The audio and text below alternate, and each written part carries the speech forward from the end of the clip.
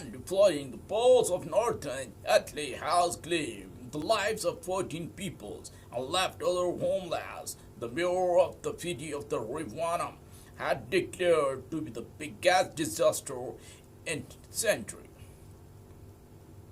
And in some areas, residents are running out of flood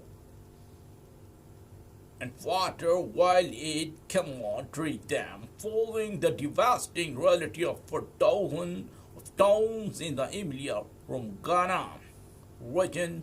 Of rain fell in one day, and half more than 50,000 people had to leave their homes.